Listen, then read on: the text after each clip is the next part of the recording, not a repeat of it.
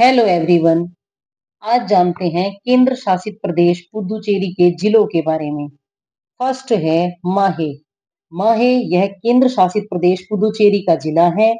यह पश्चिमी तटीय मैदान में केरल से घिरा एक सुंदर छोटा नगर है। यह शिक्षा का प्रमुख केंद्र भी है।